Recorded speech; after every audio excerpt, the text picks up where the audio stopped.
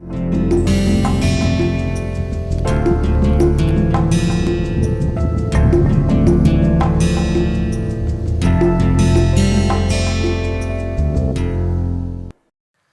there, welcome to NPTEL MOOCs course on developing soft skills and personality. I am Ravichandran from IIT Kanpur. So, I am introducing the course to you. We are here in the first introductory module, but then slowly I have started introducing you the main concepts of the course also. This is week 1 and this is module 5. Now, in this lecture, I am going to focus on making you move towards excellence, and then towards that step I just want you to realize your potential. What are your true potentials? And I will just give you tips and suggestions for developing your potential. Now, before we start, like I do in every lecture, I just want to make a quick recap of what we did in the last lecture. In the last lecture, so I told you that I need not teach you soft skills very explicitly, but implicitly also I have been teaching some skills in the past 2-3 lectures, and particularly I have been teaching something on self management and then about emotional regulation and also about time management skills. Now, in the previous one particularly, I was focusing on the self management skill set, and then if you look at this skill set, there are about hundreds of them and many more, but then I focused on 9 core important self management skill set, which are: the first one, self awareness, self confidence, mindset, particularly growth mindset and fixed mindset, optimistic mindset and then pessimistic mindset, emotional balance, stress healing, coping with failure, patience, tolerance and trustworthiness, perceptiveness, and last but not the least, spiritual intelligence. As I said, I will be spending more time elaborately on these ones. Currently, for this particular module and this particular lecture, I just want to focus on developing your excellence. Now, when you have to move towards excellence, what are the things that you will keep in mind? First, what is excellence? Excellence is an outstanding feature. It's indicating that you are possessing good qualities in high degree. Now, some individuals are very gifted, they are multi-talented and they are excellent in many aspects of life, whether it is sports or academics or in business or in personal life. Everywhere some people are quite excellent, but all individuals are excellent at least in one field or other. Now, it is high time that you ask the question, what is it that you are so excellently doing? If people are talking about you and then they say very good things about you, they identify you as a very outstanding person in what aspect of your life? Where will they say that you are really excellent, you are an outstanding person? Are you an outstanding student? Are you an outstanding teacher, an outstanding doctor, an excellent engineer, an excellent social worker, an excellent player, such as you could be an excellent cricketer, excellent swimmer? So, where are you excelling? Now, identify at least one core area where people will say that you are excellent, and then if you are just identifying that, you also ask about yourself and then try to rate.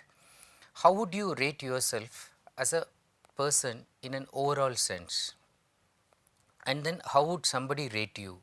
The way they look at you, the way they look at your work. Would they call you like poor, average, above average, or good, very good, excellent, outstanding, distinguished? So, how would they classify you? And in some cases they think that you are really distinguished, but then in your opinion you think that you are not really that distinguished, and you may think that you are just above average. What is it in your life you think that you are actually excellent? What is that aspect in you you think if you are not excellent now, you can reach that to that level of excellence? Is there a creative self that is there in you that can paint so much, so better? You can become an excellent painter, you can become an excellent poetry writer, you can become an excellent novelist, or as I said, any technical aspect of your life that can make you reach excellence. Think about it, there is no hurry, even you just make a pause of this video and then write in your notebook, what do people tell about me, how do they rate me, how do I rate about myself, where do I think that I am really excellent. Now, if you think that you are really excellent or you can even achieve excellence in a particular area, then let us ask the next question. If you want to excel in something, what do you need? What kind of qualities that you need?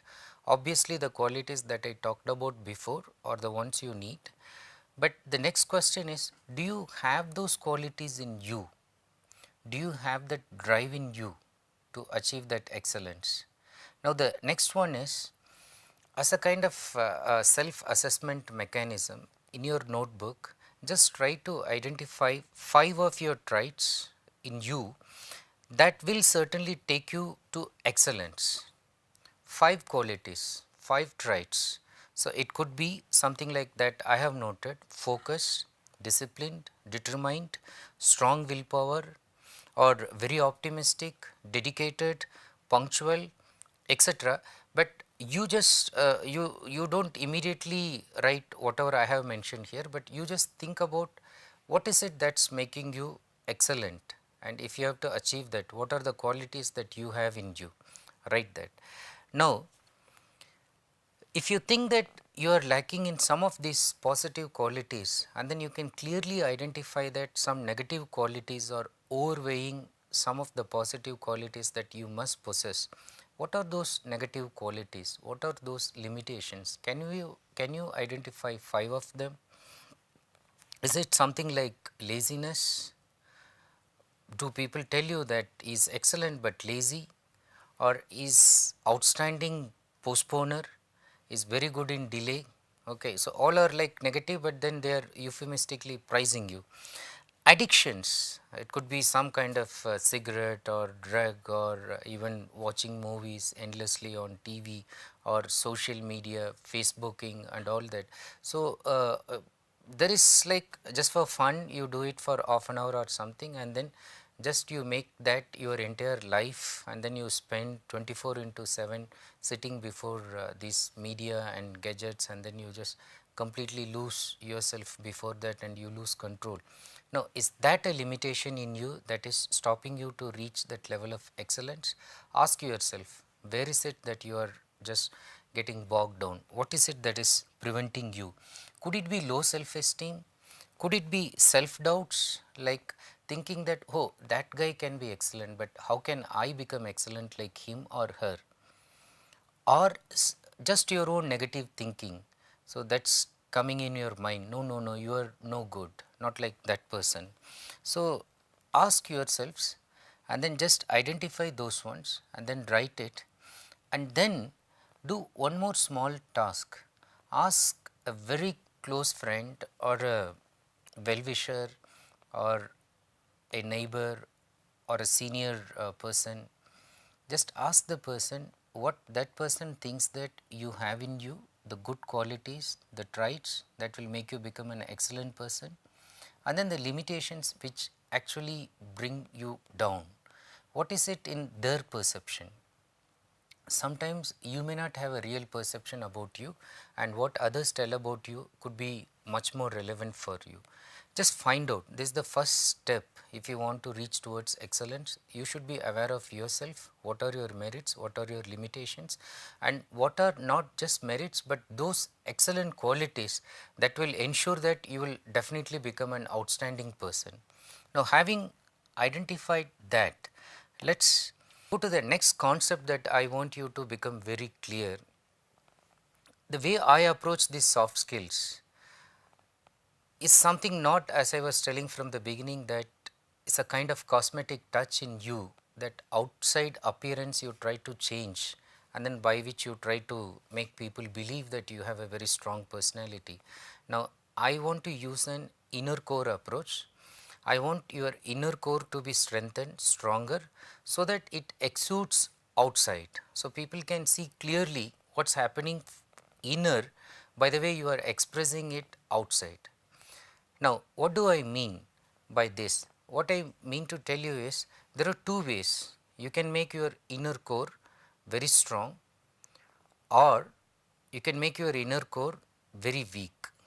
So, there are two approaches. So, if you follow the one that I am going to list it this side, the left hand side, you are going to become stronger and stronger, and your inner core is becoming stronger and stronger.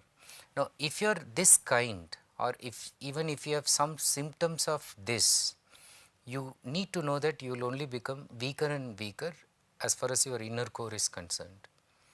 Look at this. What will make you stronger? The law of abundance. This means believing that the universe is wealthy, that the world is full of resources and riches, and then it's not only you, it's going to give for everybody, and then whatever you need to get, you will get. So nobody can stop it. So there is no need to join the rat race, no need to fight, no need to compete. If only you develop your inner core, so everything else will come to you automatically. The contrary view, the opposite view that can make you weak is the thinking what we call as poverty of mind. The mind thinks that resources are scarce, so it has to be hoarded or not shared or snatched away from somebody. So you have to be in the rat race, you have to fight, you have to compete, you have to kill, you have to beat each other to get something from the other person. Poverty of mind, thinking that I cannot have enough. So in order to have enough, I have to actually plunder, take from somebody else. So in the other case, law of abundance believes that I give, and then in giving I get something more, and the other person also believes, because that universal law says that there is so much of resource everywhere in the world. Now this side again you have courage. So you can take decisions, you can make choice in your life using courage, or if you want to make the inner core weak, you use fear to make decisions in your life. Now remember, whatever decisions you made out of fear, you will definitely regret, and when you regret, you will worry why you didn't do that thing using courage, and when you worry, you kill your body, mind, energy. Okay, you don't live anymore. So this side, if you look at it, you use courage, you risk, and then you have the confidence, and then you have the faith or trust in people, in things, in an outer spiritual being that you believe that will help you. You believe that the entire world will conspire to help you to get things. You believe that the outer force that is there in the universe will help you if you try to help yourself. Now on this side, you are afraid, so you are restrictive, you are afraid of taking risks, you restrict yourself, you have lot of inhibitions, you suffer from low self-esteem, and you have suspicion and doubt. You do not have faith, you don't trust people, you suspect people, you doubt people. Now this will weaken your inner core. Now some other set, optimism will make you stronger, pessimism will make you weaker. Growth mindset will make you stronger, that you are willing to change, we are willing to adapt, and we are willing to learn from failure. Now this side, fixed mindset. So thinking that I will not learn anything because I know everything, and I cannot learn anything from another person because he is after all inferior to me, I am superior to him. So this kind of thinking, rigidity of thought is not going to take you anywhere. And in fact this side, if at all there is a failure, the person with the growth mindset will learn from failure, whereas the person who has this fixed mindset will actually be feeling depressed from failure. He will be completely bogged down, so he will not be able to bounce back. So this side, the person overall expects all the time the best to happen. A very incorrigible optimist, he thinks that if the day is bad today, I'll become better tomorrow. If tomorrow is not better, he thinks that day after tomorrow will still become better for me. I'll be happier all the time. Now this side, this person always expects that the worst thing will happen to me. Okay, he believes in luck, but this side the person believes in work and he thinks that he can make his luck. Now you have to first ask yourself where you fit in.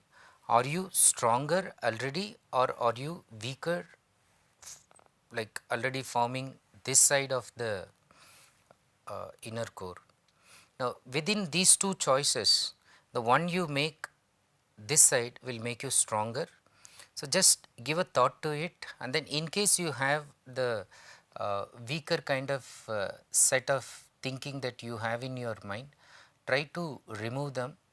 You will not be able to remove them immediately. You have to give its own frequency. You have to reduce the number of times that you are afraid, reduce that. Do the things that you are most afraid again and again, so you will gain confidence. You will come this side. Okay. So I'll come back more about confidence and other things later. Right now I just want you to think, it's important that to reach excellence, you need to develop a very strong inner core. Now towards developing a strong inner core, I just want you to visualize the process of excellence that is built upon this inner core strengthening. Now if you look at it, how I started in the first 2-3 lectures, and until now I am trying to tell you that first know your potential, develop your potential, know where you are strong, identify at least one area where you are very strong, you are excellent. Now create a vision, whether it is going back to Steve Jobs' talk or beginning with the end in mind. I was telling you that think about what you want in your life at the end. What do you want some important people in your life to talk about you at the point of your death? What is the vision that you have created for your life? And then follow that by identifying your mission, that is the step by step process by which you can achieve your vision. Now in between, once you have created a vision, remember this Japanese term kaikaku, which implies radical change. So once you have created a vision, for example, I want to change the country. So how would you like to do that? So I would join administrative service. Fine. So then you create a mission statement. So I'll practice, I'll prepare like this, I'll give the interview by this time, I'll try to crack it in the first time, if not I'll try second time, third time. So you have the plan, vision and then mission. Now that kaikaku indicates a radical change. For instance, you go to completely a new job or completely a new area in which you are posted. So that's a radical change. Now when you create a vision for yourself, actually you want a radical change, completely different kind of transformation that is required in your life. Now once you try that, attempt it, then go for kaizen, that is continuous improvement, which is literally meaning good change, but it's continuous, not as radical as the previous one, but it's continuous. Every day you make some improvement, some change, constant improvement on that. 1 centimeter improvement in the quality of change that you are making each day, that also matters, little bit every day. Now once you do this, then you try to move forward. You created a vision, you worked out a mission, and then you achieved your vision using that mission. Now what next? You need to move forward, you need to go ahead. Now if you are able to reach from this level to the other level, you can go to many other levels. Now after those levels, what? That is next question. But first you try to reach other levels, push yourself, how far can you go? Now to do this, you need to have an enhanced vision. First you thought that, oh, this is the mountain, if I climb, and then that is the end of it. So you climbed, you reached the peak, and after reaching the peak there is a plateau kind of space, and you are walking around there, and then suddenly you realize that there is a higher peak than this, and the vision from here is so beautiful, but you wonder that can I not go climb higher, reach higher, and then take a better view from that. So you try to climb higher.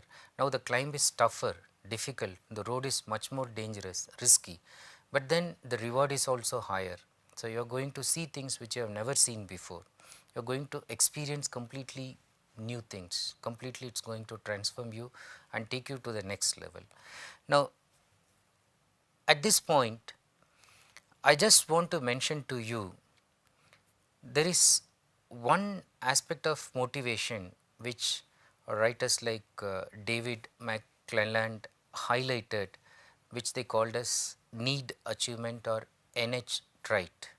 I will talk about this maybe in the next lecture or so, but at this point this need achievement is also close to what Abraham Maslow called as self actualization.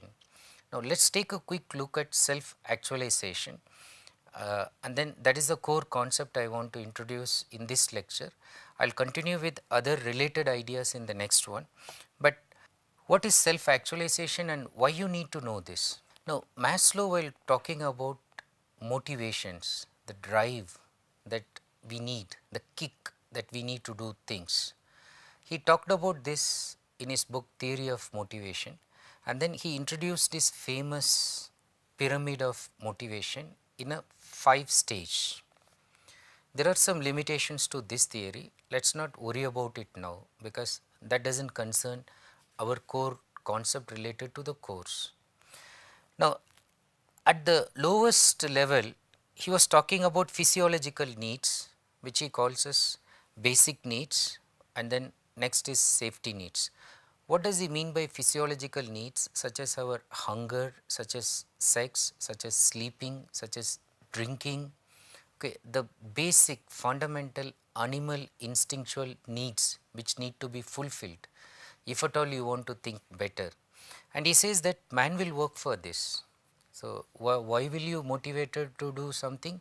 The first thing people will say, I have to fill my stomach. Oh, that is what he says. Yeah, not just filling stomach, but then you also want to fulfill certain other needs related to your basic physiological functioning. Now the next level he says, you will not be happy only by fulfilling that, you will still aspire for higher needs. What are they? So they can be classified under safety needs. Now you feel that you are just like an animal, you are getting food, you are just going on road and then you are getting food, you are working like a daily laborer, you are sleeping on road. But then when it rains or when it is getting hot or when it is suddenly there is thunder or something, or snakes come when you are sleeping, so you want to be safe, so you want to build a house, okay, and you want to live in that kind of safe environment. So not only you want the family members also to be kept in the safe environment. So you go for safety needs. Now once you reach that, once you have crossed this basic level, then you feel that you should also belong to your family. Okay, then comes this emotional need. You want to be loved. So you should note that although he is putting it in 5 stages, you should know that there are many people who stop at the first basic physiological needs. They are satisfied with getting food and then they do not think higher. There is next level, people are satisfied with safety needs and then they stop. Okay, they think this is enough. The third need uh, uh, at an emotional level, so you want to be associated with all people and people should love and reciprocate your love also. Now it could be the love from a partner, okay, it could be the love from a family, it could be the love from friends, whatever it is, you want to belong to a group, belongingness. So you feel that you are part of them, and then gaining recognition by doing something and then appreciation from these people is again motivating you. Now once you reach here, there are many people who stop here, like boy finds a girl and then he falls in love with the girl, and the girl is very attractive, intelligent, and then he would do anything for her, he will move mountains, he will do all these things. So he gets a good job, he works hard to impress her, he got a bungalow, and then after that they got children, and then they educated the children. So in the movie they show that they live happily ever after, and the need stops here, that is love and belonging needs. But Maslow says that one more step you will still go ahead, that is for your esteem needs. Okay. You want not only that particular girl to love you or that particular man to shower love on you, but you want some kind of respect from the society that you belong to, the world that is surrounding you. Now again you will go one step higher. Maybe you build a small hospital in the vicinity, you donate lot of money to charity, so you help lot of children who are in poverty, you help them in their education. So you do something or other so that you get a feeling that your esteem is elevated. Now here comes the crux of the theory, that up to here we all feel that yes, we are there, we are doing it. But Maslow goes one step higher from this basic needs, emotional needs, esteem needs, and then he says there is this self actualization need. Now this comes under growth needs. Now again it is ironic, he is not treating the basic needs, fulfilling your safety needs as part of the real creative growth that you need as a man. The actual growth need for him comes at the higher level, which he calls as self actualization need. Now quickly, if I put it in a simple manner, basic need, you just think from your perspective, you think that I am comfortable enough now, I have food, okay, so I am comfortable. Now in safety you feel, I feel safe enough, my house is good, lightning will not affect it, rain I am protected. So after that, in the emotional need, you get a feeling that I am part of a group, they have accepted me, I belong to them. In esteem needs, you gain recognition, you say I am known, people know me, okay, so I am recognized, I am well known, so people like me, I am respected, okay, everybody knows, and then they give lot of love and respect. Now in the final stage, you start asking the question, I have done all these things, but I don't know who am I, and then you identify, I am me, okay, it's me, I am able to do this. Now more on self actualization. For Maslow, it is the highest level of need for personal growth and self fulfillment. Realization and fulfillment of one's talents and potentialities is what we call as self actualization, and in another way you can say to actualize what one is potentially and authenticate that. Expression of one's creativity, efficient perceptions of reality, that is they do not have distortion of reality, they are able to see what is real and do not get clouded by any kind of illusions. They are comfortable accepting themselves and others. They are self reliant and independent people, those who are self actualized, they do not have to rely on other people, and then they trust themselves and they are very independent. They are able to use their own experiences for judgment, they do not have to go and seek somebody's opinion, so they know how they can form judgment on their own experiences.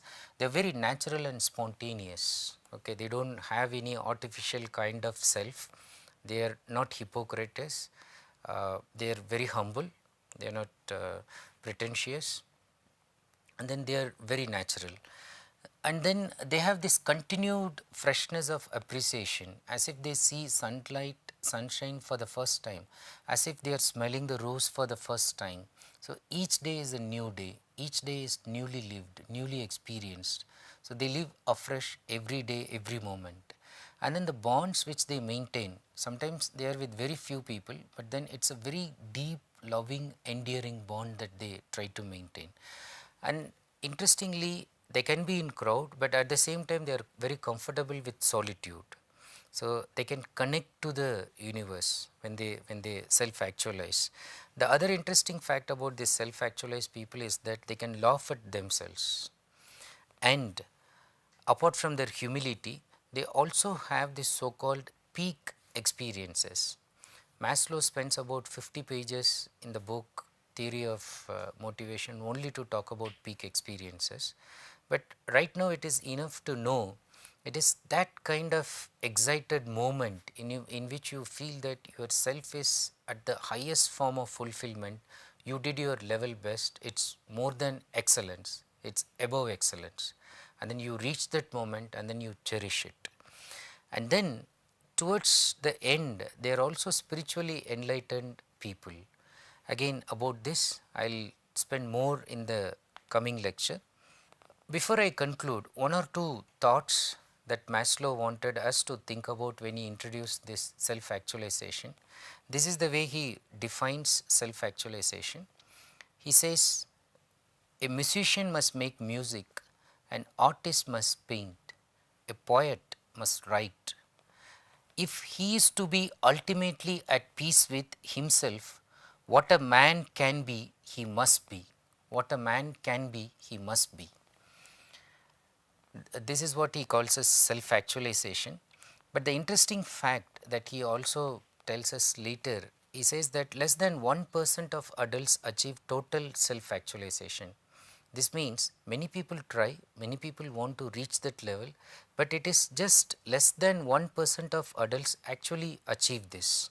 So, self actualization, he says, rarely happens, certainly in less than 1% of adult population.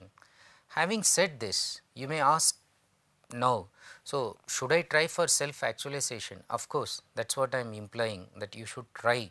You should be among that 1% of the adults who actualize that fully, who realize that fully. So, reach that level even if it is just 1%. And then he also says that the fact that most of us function most of the time on a level lower than that of self actualization, we are not reaching that level at all. Most of us are bogged down in physiological needs, some of them in emotional needs, some of them in esteem needs where they combine power also, but many do not even aspire to reach that self actualization need. Now he says that is the psychopathology of normality. Okay, that is the disease of being normal, that is the disease of being just a normal human being living a normal life. Now why is he saying that that is not going to make you happy? Why? Think about this before I conclude. He says that if you plan on being anything less than you are capable of being, if you plan on being anything less than you are capable of being, you will probably be unhappy all the days of your life.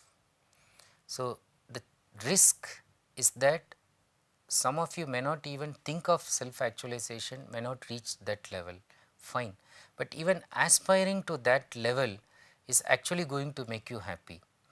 Conversely, if you think that you have the potential, but then you do not want to realize that potential, you do not want to actualize yourself to reach that level of creativity and spontaneity and make yourself the complete authentic self.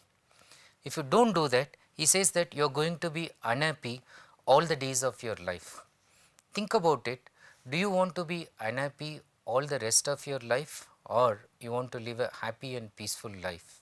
Now obviously you are going to say that it is the other thing, that you want to be happy and peaceful towards the rest of your life.